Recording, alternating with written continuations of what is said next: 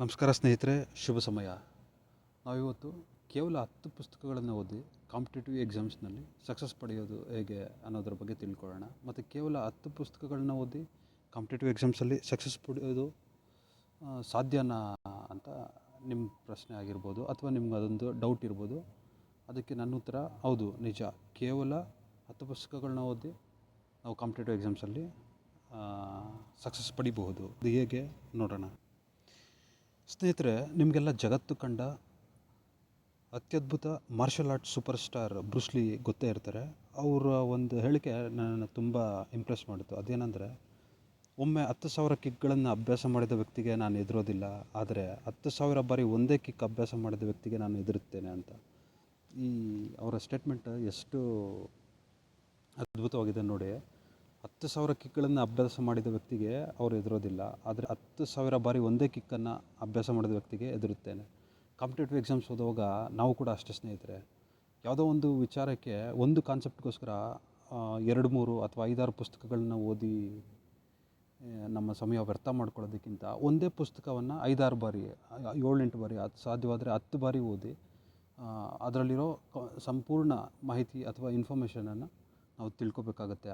ಅದರಿಂದ ಒಂದೇ ಒಂದು ಸಬ್ಜೆಕ್ಟ್ಗೆ, ಒಂದೊಂದು ಸಬ್ಜೆಕ್ಟಿಗೆ 3-4 ಪುಸ್ತಕಗಳನ್ನ ಓದೋದ್ರ ಬದಲು ಒಂದೊಂದು ಸಬ್ಜೆಕ್ಟ್ಗೆ ಒಂದೊಂದೇ ಸ್ಟ್ಯಾಂಡರ್ಡ್ ಬುಕ್ ಅನ್ನು ಓದಿ ಆ ಒಂದೊಂದೇ ಸ್ಟ್ಯಾಂಡರ್ಡ್ ಬುಕ್ಕನ್ನು ಸುಮಾರು ಸಲ ರಿಪೀಟ್ ಮಾಡಿ. ಎಷ್ಟು ಸಲ ರಿಪೀಟ್ ಮಾಡೋಕ್ಕೆ ಸಾಧ್ಯವಾಗುತ್ತೋ ಅಷ್ಟು ಸಲ ರಿಪೀಟ್ ಮಾಡಿ. ಯಾಕಂದರೆ ನಾವು ರಿಪಿಟೇಷನ್ ಮಾಡಿದ್ರೆ ಮಾತ್ರ ನಮ್ಮ ಮನಸ್ಸಲ್ಲಿ ಆ ಸಬ್ಜೆಕ್ಟ್ ಉಳಿಯುತ್ತೆ. ಸೊ ನಾವಿವತ್ತು ನಮ್ಮ ಕಾಂಪಿಟೇಟಿವ್ ಎಕ್ಸಾಮ್ಸ್ಗೆ ನಮ್ಗೆ ಹೆಲ್ಪ್ ಮಾಡುವಂತಹ, ನಮ್ಮ ಕನಸುಗಳನ್ನು ಇನ್ನಷ್ಟು ಬೇಗ ನಾವು ರೀಚ್ ಮಾಡೋಕ್ಕೆ ಸಾಧ್ಯ ಮಾಡುವಂತಹ 10 ಪುಸ್ತಕಗಳ ಬಗ್ಗೆ ಮಾಡೋಣ. ಮೊದಲನೇದಾಗಿ ಜಿಯೋಗ್ರಫಿ.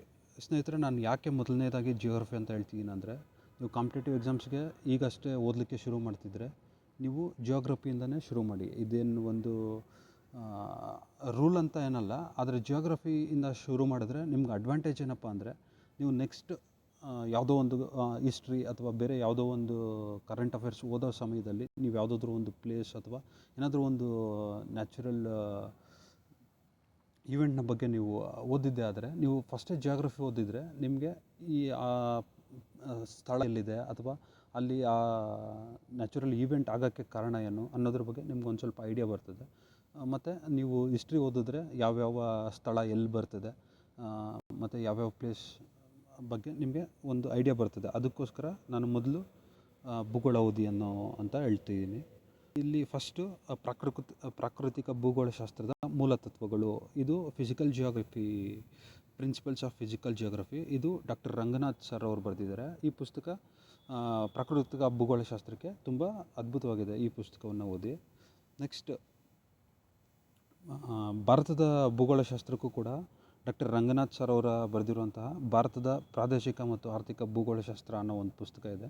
ಈ ಪುಸ್ತಕವನ್ನು ಓದಿ. ಇದನ್ನು ಓದಿದ್ರೆ ನೀವು ಭಾರತದ ಭೂಗೋಳಶಾಸ್ತ್ರದ ಬಗ್ಗೆ ನಿಮಗೆ ಸಂಪೂರ್ಣ ಮಾಹಿತಿ ಸಿಗ್ತದೆ. ಇದಾದ ನಂತರ ಜಿಯೋಗ್ರಫಿ ಆಫ್ ಕರ್ನಾಟಕ, ಇದು ಕನ್ನಡದಲ್ಲೂ ಇದೆ.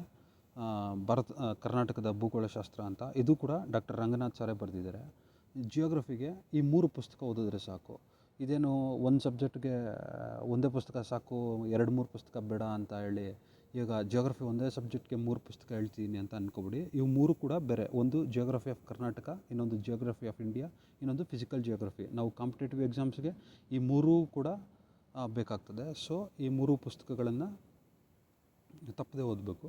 ಮತ್ತು ಆ್ಯಡ್ ಆನ್ ಆಗಿ ಈ 3 ಪುಸ್ತಕಗಳ ಜೊತೆಗೆ ಒಂದು ಅಟ್ಲಾಸನ್ನು ಖಂಡಿತ ತೆಗೆದಿಟ್ಕೊಳ್ಳಿ. ಅಟ್ಲಾಸ್ ಏನಕ್ಕಂದರೆ, ನೀವು ಕರೆಂಟ್ ಅಫೇರ್ಸ್ ಓದುವಾಗ ಅಥವಾ ಬೇರೆ ಯಾವುದೋ ಒಂದು ಸಬ್ಜೆಕ್ಟ್ ಓದುವಾಗ ಯಾವುದೋ ಒಂದು ಪ್ಲೇಸ್ ಬರ್ತದೆ, ಅಂಥ ಸಮಯದಲ್ಲಿ ನೀವು ಖಂಡಿತ ಅಟ್ಲಾಸನ್ನು ತೆಗೆದು ನೋಡ್ಕೋಬೇಕು. ನೀವು ಪ್ರತಿದಿನ ಮಲಗೋ ಮುಂಚೆ ಒಂದು 10 ನಿಮಿಷ ಅಟ್ಲಾಸನ್ನು ನೋಡಲೇಬೇಕು. ನೀವು ಅವತ್ತು ಓದಿದ ವಿಚಾರಗಳಲ್ಲಿ ಬಂದಂಥ ಪ್ಲೇಸ್ಗಳಿರ್ಬೋದು, ನದಿಗಳಿರ್ಬೋದು, ಸರೋವರಗಳಿರ್ಬೋದು, ಜಲಪಾತಗಳಿರ್ಬೋದು, ಪರ್ವತಗಳಿರ್ಬೋದು, ಇತ್ಯಾದಿ ಏನೇ ಇರಲಿ, ನೀವು ಅಟ್ಲಾಸಲ್ಲಿ ರೆಫರ್ ಮಾಡ್ಕೋಬೇಕಾಗತ್ತೆ. ಸೊ ಜಿಯೋಗ್ರಫಿಗೆ ಟೋಟಲ್ ಈ 3 ಪುಸ್ತಕ ಆ್ಯಡ್ ಆನ್ ಆಗಿ ಒಂದು ಅಟ್ಲಾಸ್. ಈ 3 ಪುಸ್ತಕಗಳು ಬರೆದಿರೋದು ಡಾಕ್ಟರ್ ರಂಗನಾಥ್ ಸರ್. ಇತಿಹಾಸ ಆದ ತಕ್ಷಣ ಜಿಯೋಗ್ರಫಿ ಆದ ತಕ್ಷಣ ಇತಿಹಾಸ ನೋಡೋಣ. ಇತಿಹಾಸಕ್ಕೆ ನಮ್ಮ ಡಾಕ್ಟರ್ ಕೆ ಸದಾಶಿವ ಸರ್ ಬರೆದಿರುವ ಸಮಗ್ರ ಭಾರತದ ಇತಿಹಾಸ ಅಂತ ಒಂದು ಪುಸ್ತಕ ಇದೆ. ಇದು ತುಂಬ ಅತ್ಯದ್ಭುತವಾಗಿದೆ. ಈ ಒಂದು ಪುಸ್ತಕ ಓದಿದ್ರೆ ಸಾಕು ನೀವು ಪ್ರಾಚೀನ ಇತಿಹಾಸ, ಮಧ್ಯಯುಗದ ಇತಿಹಾಸ ಮತ್ತು ಆಧುನಿಕ ಭಾರತದ ಇತಿಹಾಸ ಮೂರು ಕೂಡ ಕವರ್ ಆಗುತ್ತೆ. ಇದಾದ ನಂತರ ಕರ್ನಾಟಕದ ಸಂಕ್ಷಿಪ್ತ ಇತಿಹಾಸ, ಇದು ಡಾಕ್ಟರ್ ಸೂರ್ಯನಾಥ್ ಕಾಮತ್ ಅವರು ಬರೆದಿದ್ದಾರೆ. ನೀವು KPSC ಅಥವಾ PSI, KPSCಯಿಂದ ನಡೆಸೋ ಯಾವುದೇ ಎಕ್ಸಾಮ್ ಆಗಲಿ, PSIಯಿಂದ ನಡೆಸೋ ಯಾವುದೇ ಎಕ್ಸಾಮ್ ಆಗಲಿ, ಕರ್ನಾಟಕದ ಇತಿಹಾಸದಿಂದ ಯಾವುದಾದ್ರೂ ಒಂದು ಪ್ರಶ್ನೆ ಬಂದಿದೆ ಅಂದರೆ ಅದು ಖಂಡಿತವಾಗಿಯೂ ಈ ಪುಸ್ತಕದಿಂದನೇ ಬಂದಿರ್ತದೆ. ಹಾಗಾಗಿ ಈ ಪುಸ್ತಕ ಮಸ್ಟ್ ಆ್ಯಂಡ್ ಶುಡ್. ಕರ್ನಾಟಕದ ಸಂಕ್ಷಿಪ್ತ ಇತಿಹಾಸ ಡಾಕ್ಟರ್ ಸೂರ್ಯನಾಥ್ ಕಾಮತ್ ಅವ್ರದ್ದು, ಮತ್ತು ಸಮಗ್ರ ಭಾರತದ ಇತಿಹಾಸ ಡಾಕ್ಟರ್ K ಸದಾಶಿವ ಅವ್ರದ್ದು. ಇತಿಹಾಸಕ್ಕೋಸ್ಕರ ಇವೆರಡೂ ಪುಸ್ತಕಗಳನ್ನು ಖಂಡಿತ ಓದಬೇಕು. ಒಂದು ಭಾರತದ್ದು, ಇನ್ನೊಂದು ಕರ್ನಾಟಕದ್ದು.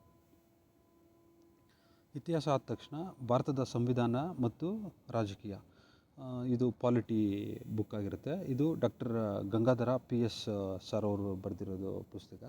ನೀವು ಪಾಲಿಟಿಗೋಸ್ಕರ ಈ ಒಂದು ಪುಸ್ತಕವನ್ನು ರೆಫರ್ ಮಾಡಿದ್ರೆ ಸಾಕು. ಇದರಲ್ಲಿ ತುಂಬ ಚೆನ್ನಾಗಿ ಕವರ್ ಮಾಡಿದ್ದಾರೆ. ನಂತರ ಭಾರತದ ಆರ್ಥಿಕ ವ್ಯವಸ್ಥೆ ಕ್ಷಮಿಸಿ, ಭಾರತದ ಆರ್ಥಿಕ ವ್ಯವಸ್ಥೆ, ಇದು HRK ಸರ್ ಅವರು ಬರೆದಿರುವಂಥ ಪುಸ್ತಕ. ಇದು ಅದ್ಭುತವಾದ ಪುಸ್ತಕ. ಮತ್ತು ನೀವು KPSC ಪರ್ಟಿಕ್ಯುಲರ್ಲಿ KS ಏನಾದರೂ ಬರೆಯೋದಕ್ಕೆ ಮನಸ್ಸು ಮಾಡ್ತಿದ್ರೆ ಈ ಪುಸ್ತಕದ ಜೊತೆಗೆ, ಭಾರತದ ಆರ್ಥಿಕ ವ್ಯವಸ್ಥೆ ಪುಸ್ತಕದ ಜೊತೆಗೆ ಭಾರತದ ಬಜೆಟ್ ಮತ್ತು ಎಕನಾಮಿಕ್ಸ್ ಸರ್ವೆ, ಕರ್ನಾಟಕದ ಬಜೆಟ್ ಮತ್ತು ಎಕನಾಮಿಕ್ಸ್ ಸರ್ವೆ ಆ್ಯಡ್-ಆನ್ಸ್ ಆಗಿ ಓದಬೇಕಾಗುತ್ತೆ. ನೆಕ್ಸ್ಟ್ ಪರಿಸರ ಅಧ್ಯಯನ. ಪರಿಸರ ಅಧ್ಯಯನಕ್ಕೆ ನಮ್ಮ PV ಭೈರಪ್ಪ ಸರ್ ಇವರು ಬರೆದಿರುವಂತಹ ಪರಿಸರ ಅಧ್ಯಯನ ಅನ್ನೋ ಪುಸ್ತಕ ತುಂಬ ಉಪಯುಕ್ತವಾಗಿರುತ್ತದೆ. ಈ ಒಂದು ಪುಸ್ತಕವನ್ನು ಓದಿದ್ರೆ ಸಾಕು. ಮತ್ತು ಮೆಂಟಲ್ ಎಬಿಲಿಟಿ ಸೈನ್ಸ್ನ ಬ್ಯಾಕ್ಗ್ರೌಂಡ್ನ ಸ್ಟೂಡೆಂಟ್ಸು ತುಂಬ ಈಸಿಯಾಗಿ ಮಾಡಿಬಿಡ್ತಾರೆ. ಆದರೆ ಆರ್ಟ್ಸ್ ಬ್ಯಾಕ್ಗ್ರೌಂಡ್ ಇರುವಂತಹ ಸ್ಟೂಡೆಂಟ್ಸಿಗೆ ಇದೊಂದು ಸ್ವಲ್ಪ ಕಷ್ಟ ಆಗುತ್ತೆ. ಅದಕ್ಕೋಸ್ಕರ ನಮ್ಮ ಈ ಮೆಂಟಲ್ ಎಬಿಲಿಟಿ ಪುಸ್ತಕ ಮಂಜುನಾಥ್ ಬ್ಯಾಡಗಿ ಸರ್ ಅವರು ತುಂಬ ಸಿಂಪಲ್ಲಾಗಿ ಎಕ್ಸ್ಪ್ಲೈನ್ ಮಾಡಿದ್ದಾರೆ ಮತ್ತು ತುಂಬ ಚೆನ್ನಾಗಿದೆ ಈ ಪುಸ್ತಕ. ಈ ಒಂದು ಪುಸ್ತಕವನ್ನು ಓದಿ. ಸೊ ನಾವಿವಾಗ ಎಲ್ಲ ಸಬ್ಜೆಕ್ಟ್, ಎಲ್ಲ ಪುಸ್ತಕ ಕವರ್ ಮಾಡಿದ್ದೀವಿ. ಅದಕ್ಕೆ ನಿಮಗೆ ಇನ್ನಷ್ಟು ಶಕ್ತಿ ಕೊಡುವಂಥ ಪುಸ್ತಕಗಳು ಯಾವ್ಯಾವಪ್ಪ ಅಂದರೆ 6ರಿಂದ 10ನೇ ತರಗತಿವರೆಗೂ ನಮ್ಮ ಸ್ಟೇಟ್ ಸಿಲೆಬಸ್ನ ಪಠ್ಯಪುಸ್ತಕಗಳನ್ನ ಓದಿ. ಇದು ತುಂಬ ಹೆಲ್ಪ್ ಆಗುತ್ತೆ. ಇದಾದ ನಂತರ ಕರೆಂಟ್ ಅಫೇರ್ಸ್ಗೆ ಯಾವುದಾದ್ರೂ ಒಂದು ಮ್ಯಾಗ್ಝಿನ್, ಯಾವುದಾದ್ರೂ ಮ್ಯಾಗ್ಝಿನ್ ಆಗಲಿ ಅದು ಮ್ಯಾಟ್ರ್ ಆಗೋಲ್ಲ. ಒಂದು magazine, current affairs magazine plus ದಿನಪತ್ರಿಕೆಗಳು, ಎಸ್ಪೆಷಲಿ ಕನ್ನಡದಲ್ಲಿ ಓದೋದಾದರೆ ಪ್ರಜಾವಾಣಿ ಪೇಪರನ್ನು ನೋಡಿ. ಇಂಗ್ಲೀಷ್ ಆದರೆ ದ ಹಿಂದೂ ತುಂಬ ಹೆಲ್ಪ್ ಆಗುತ್ತೆ. ಇದಾದಮೇಲೆ ಮೂರನೇದಾಗಿ ಇಂದಿನ ಪ್ರಶ್ನೆ ಪತ್ರಿಕೆಗಳು, ಅಂದರೆ ಹಿಂದೆ ನಡೆದಿರುವಂಥ ಎಕ್ಸಾಮ್ನಲ್ಲಿ ಯಾವ ರೀತಿ ಪ್ರಶ್ನೆಗಳನ್ನ ಕೇಳಿದ್ದಾರೆ ಅನ್ನೋದು ಅರ್ಥ ಮಾಡ್ಕೊಳ್ಳೋದು ತುಂಬ ಇಂಪಾರ್ಟೆಂಟ್ ಆಗಿರ್ತದೆ. ಯಾಕಂದರೆ ನೀವು ಏನು ಓದ್ತೀರಾ ಅನ್ನೋದಕ್ಕಿಂತ ನಾನು ಓದಿದ್ರಲ್ಲಿ ಹೇಗೆ ಪ್ರಶ್ನೆ ಬರ್ತದೆ ಅನ್ನೋದು ನಿಮಗೆ ಗೊತ್ತಾಗಬೇಕು. ಅದಕ್ಕೋಸ್ಕರ ಹಿಂದಿನ ಪ್ರಶ್ನೆ ಪತ್ರಿಕೆಗಳನ್ನ ಎಷ್ಟು ಸಾಧ್ಯವೋ ಅಷ್ಟು ಬಿಡಿಸಿ. ಇದು ನಿಮಗೆ ತುಂಬ ಹೆಲ್ಪ್ ಆಗುತ್ತೆ. ಯಾಕೆ ನಾನು ಈ ಮಾತನ್ನು ಹೇಳ್ತೀನಿ ಅಂದರೆ, ನಿಮಗೆ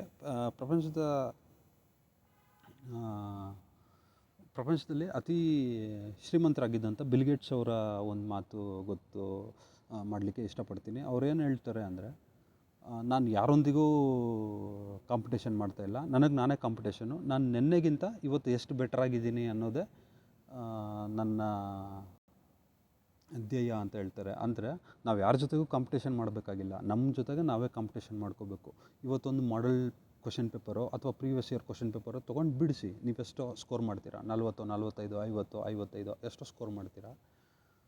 ನಾಳೆ ನೀವು ಯಾವ ರೀತಿ ಎಫರ್ಟ್ ಹಾಕಿರ್ಬೇಕಂದ್ರೆ, ನೆಕ್ಸ್ಟ್ ನೀವು ಬೇರೆ ಇನ್ನೊಂದು ಕ್ವಶನ್ ಪೇಪರ್ ಬಿಡಿಸಿದ್ರೆ ಇವತ್ತೆಷ್ಟು ಸ್ಕೋರ್ ಮಾಡಿರ್ತೀರ ಅದಕ್ಕಿಂತ ಜಾಸ್ತಿ ಸ್ಕೋರ್ ಮಾಡೋ ಥರ ನೀವು ಎಫರ್ಟ್ ಹಾಕಿರಬೇಕು. ನಾಳಿದ್ದು ಸ್ಕೋರ್ ಮಾಡಿದ್ರೆ, ಇವತ್ತು 50 ಕ್ವಶನ್ಸ್ ಸಾಲ್ವ್ ಮಾಡಿದ್ರೆ, ನಾಳೆ ಅಷ್ಟೇ ಸ್ಟ್ಯಾಂಡರ್ಡ್ ಇರೋ ಇನ್ನೊಂದು ಕ್ವಶನ್ ಪೇಪರ್ನ ನೀವು ಸಾಲ್ವ್ ಮಾಡಿದ್ರೆ 55 ಸ್ಕೋರ್ ಮಾಡಬೇಕು.